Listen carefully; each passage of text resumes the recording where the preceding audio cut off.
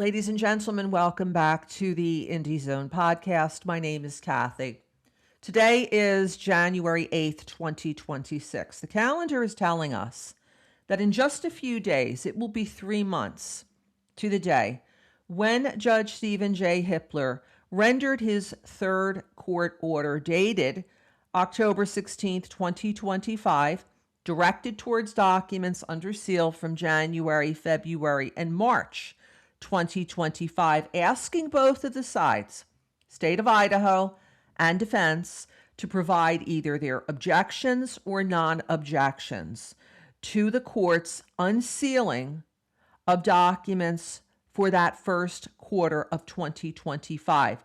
That includes the critical motions in limine. A motion in limine is a motion, an application for a court order in limine pretrial, seeking a pretrial ruling as to the admissibility of multiple pieces of evidence, key evidence, crucial evidence in the case that's been under seal and that it still is under seal for the most part today. Some of the motions in limine dealt with CSLI, witness identification by bushy eyebrows, suspect vehicle 1, IgG DNA evidence, text messages, including to and from 1122 King Road on November 13th, 2022, ditto for phone calls, 911 call, and so many other matters. The motions, responses, replies in limine were filed on the court docket February and March.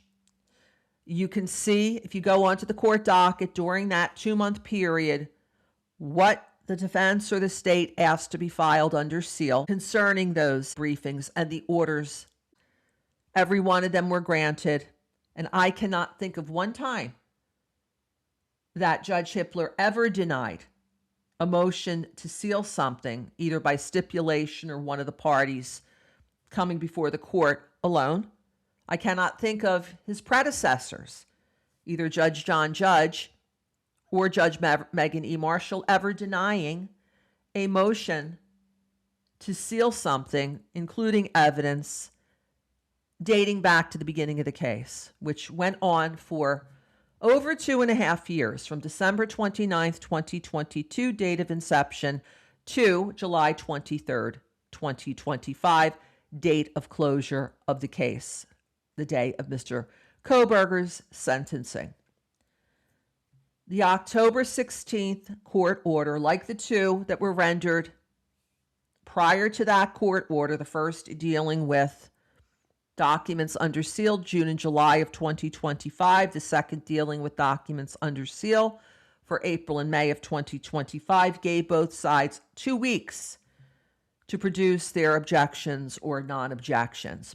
The state did on October 30th, 2025. Their objections and non-objections are on the record for you to read.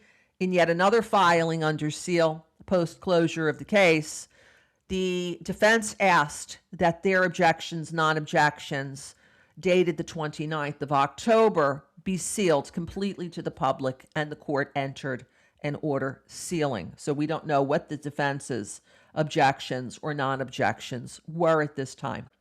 The court on December 18th, in an order that hit the docket on the 19th of December, gave his decision as to which documents would be produced to the public with no redactions, which would continue to maintain their sealed status, which would be produced to the public with redactions. And in the sections where the court explained that these documents would be produced to the public, he said that he found no further reason to keep them sealed from the public. This is 3 weeks ago. There's not one document on the court docket today that's been unsealed for January, February, or March. We will continue to monitor the situation to advise you of further developments, including of this recent filing of January 5th, where the state of Idaho filed a motion, also under seal, asking the court to reconsider what he had decided should be released to the public. The court granted that motion to seal from the public. Once a ruling is issued regarding that motion, we will advise you. So please stay tuned. Until next time, this is Kathy. Thank you for joining us here today.